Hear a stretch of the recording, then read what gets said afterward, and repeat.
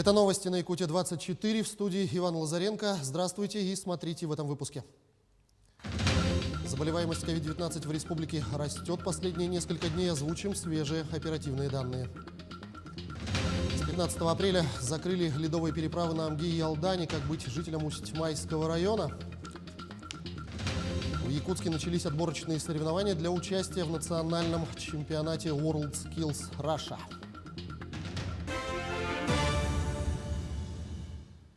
На сегодняшний день выявлено 62 новых случая коронавирусной инфекции, в том числе в городе Якутске 36 случаев, в Алданском районе 7, в Мегино-Кангаласском районе 6 случаев, в Нерюнгринском районе 3 случая, в Мирнинском, Таттинском, Чурапчинском районах по 2 случая, в Амгинском, Ленском и Миконском, Усть-Алданском районах по 1 случаю. За сутки лабораториями республики проведено 1628 исследований на новую коронавирусную инфекцию. Всего же с начала пандемии обработано 1 миллион 32 722 теста. Толщина льда на основных реках Якутии меньше нормы на 10-35 сантиметров. Об этом сообщает пресс-служба Минэкологии региона. Для предотвращения заторов во время весеннего ледохода работы по ослаблению прочности льда проведены на 31 участке в 9 районах на реках Алдан, Амга, Нюя и Такко. Общая площадь зачерненных участков составляет 213 гектаров.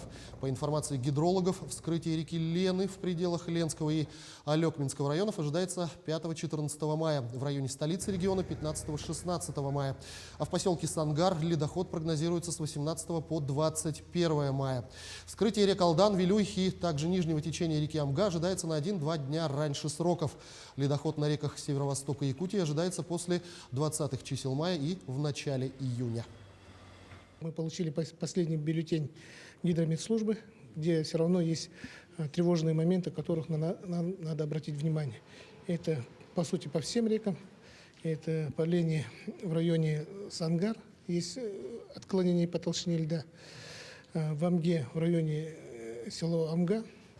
Ну и на Колыме это в районе Зырянки, поселка Зырянка. И, конечно, это всегда паводок по республике ровно не проходило. Всегда это были тревоги. И мы, конечно, безусловно, должны быть готовы для того, чтобы с минимальным последствием провести эту кампанию.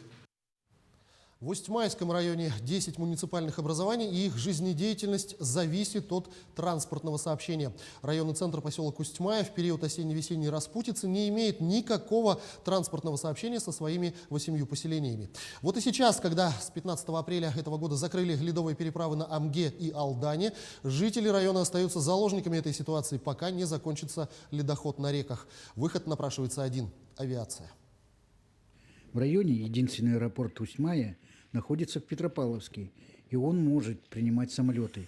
Поэтому со следующей недели, в понедельник и среду, планируются рейсы до Магана авиакомпании «Полярные авиалинии» самолетом Л-410.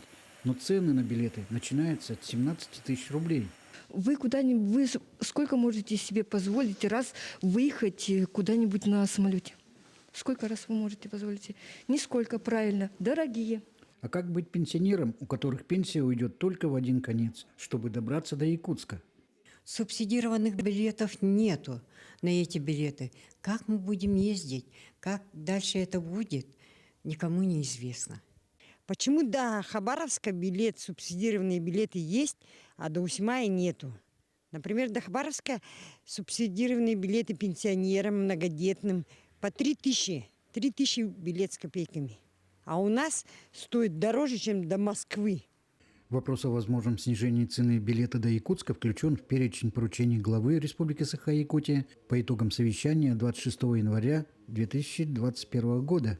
Этот вопрос глава муниципального района Усть-Майский район Александр Антипин обсуждал с Минтрансом, руководством аэропортов Севера и полярных авиалиний. Рассматриваются разные варианты, но пока вопрос не решен. Необходимо определить источник финансирования, чтобы обеспечить субсидирование билетов. Хотелось бы, чтобы и в Усть-Майском улусе тоже появились субсидированные билеты. Это для населения очень важно. Это говорят жители райцентра, для которых добраться до Якутска – все дело в цене авиабилета. А как добираться жителям 8 других поселений хотя бы до Усьмаи? Они всеми правдами и неправдами, платя большие деньги, рискуя своим здоровьем и жизнями, пытаются в осенние и весенние периоды доехать хотя бы до районного центра. Люди все равно будут ездить и нарушать, мне кажется. Поэтому как-то это, я считаю, неправильно. В сезон распутицы, когда зимние автодороги перестают функционировать, до открытия навигации еще далеко, и выбраться из удаленных поселений можно только на воздушном транспорте. Скоро река проснется от зимней спячки, и жителям Ижанцев, Альдикана и Кюбцев, поселения которых постоянно подтапливается, придется противостоять еще одному природному явлению – паводку. Юрий Таюрский, Тимур Канаев, поселок Усьмая.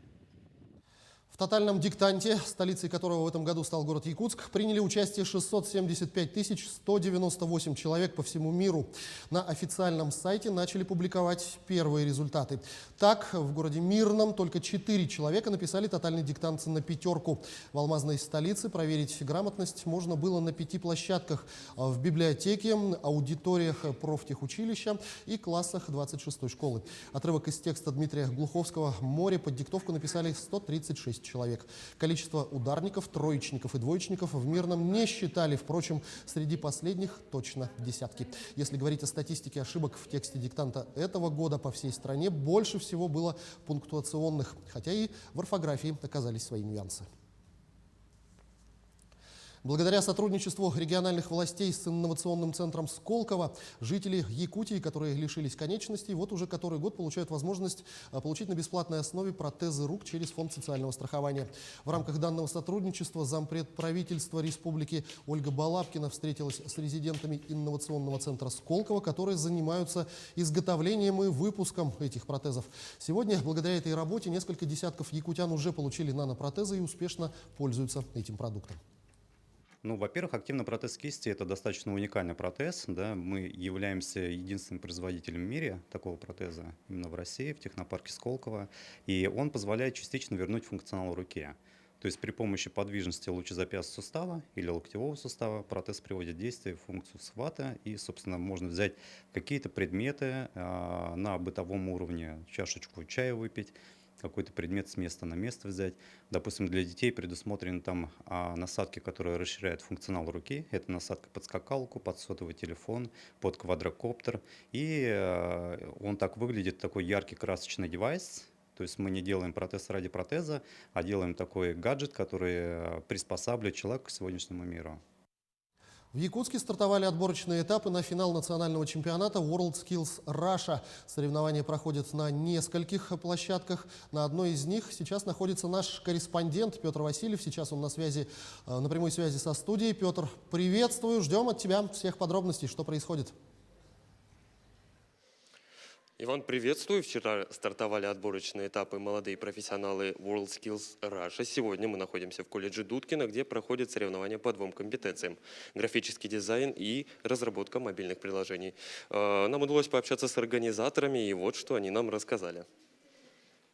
Проверяют печать, настраивают программы, то есть готовятся к соревнованиям. Компетенция графический дизайн, то есть это будущие графические дизайнеры, это у нас юниоры, то есть следующий этап у них основная взрослая категория. Ну, пока подготовку всех я оценить не могу оценить только подготовку своего участника. Ну, готовились, конечно, старались. Надеюсь, что подготовлены в полном объеме. Если сейчас здесь на площадке графического дизайна ребята только настраиваются, то этажом выше в компетенции разработки мобильных приложений ребята уже вовсю начали производство мобильных приложений, в частности, приложения для доставки еды. Отмечу, что Якутия стала регионом-соорганизатором по ряду компетенций, в том числе 3D-моделирование для компьютерных игр, графический дизайн, ограночное дело, ну и, конечно же, ювелирное дело. Всего от нашей республики в сборной участвует 90 человек, из них 14 конкурсантов уже прошли в финал, а сами финальные соревнования пройдут в июле в Башкирии. Иван, у меня на этом все. Петр, я тебя благодарю. Напомню нашим телезрителям, на прямой связи со студией с отборочного этапа финала национального чемпионата WorldSkills Russia был наш корреспондент Петр Васильев. На следующей неделе в столичных школах начнут работу киберволонтеры. Проект Дворца детского творчества в этом году получил поддержку. Грант Росмолодежи по пропаганде информационной безопасности в сети интернет среди молодежи. По данной программе в прошлом году школьники города Якутска в формате онлайн обучались киберволонтерству. И вот уже со следующей недели 20 лучших из них будут проводить экспресс-занятия по информационной безопасности. Накануне в стенах Дворца детского творчества состоялось заключительное занятие по этой программе. Мастер-класс был посвящен общению со сверстниками и формам работы с детьми.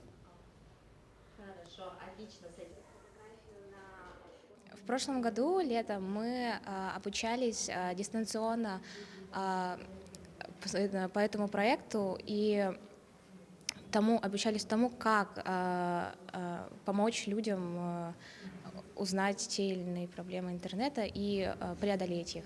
В том числе мы помогаем людям ориентироваться в сети интернет и помогаем им понять, как себя обезопасить от мошенников и тому подобное. Сегодня 30 лет со дня образования Совета ветеранов МВД. Накануне торжественное возложение цветов прошло у мемориала павшим за справедливость и памятника Героя России Александра Рыжикова. Также в рамках данного мероприятия прошло чествование ветеранов органов внутренних дел, где им были вручены ведомственные награды. Юбилейные мероприятия проходят с начала этого года. Так уже прошли спартакиады по хоккею, турниры. Также в начале этой недели ветераны совершили лыжный забег из Верхнего Бестяха в Нижний. У нас сейчас проводится комплекс мероприятий, посвященный 30-летию ветеранской организации сотрудников МВД России, внутренних войск, пожарной службы, всех тех, кто ранее входил в структуру МВД Российской Федерации по состоянию на 1991 год. Запланирован целый ряд мероприятий, в которые включают в себя встречи с ветеранами, спортивные соревнования, возложение венков, открытие памятных и мемориальных досок и подобных праздничных и знаковых мероприятий. Вот в настоящий момент времени проходит возложение цветов к памятнику сотрудникам, погибших при исполнении служебных обязанностей, в частности, командира ОМОН, Героя России Рыжикова. Сборная Якутии по хоккею с шайбой завоевала серебряные медали на турнире в Казани. В решающем матче юные хоккеисты одержали победу со счетом 2-1 над клубом «Северсталь» из Екатеринбурга. Победный гол за 1,5 минуты до финальной сирены забил Артур Вебер. В соревнованиях принимали участие 8 команд из Свердловской и Вологодской областей, Татарстана, Башкирии и Якутии. В состав сборной нашей республики вошли игроки из городов Якутска и Нерюнгри. Тренируется команда под руководством Дениса Чудинова и Александра Чернокнижного. Одерживает победу Якутия. Сразу же вылетают на лед, сбрасывают краги и клюшки и празднуют победу.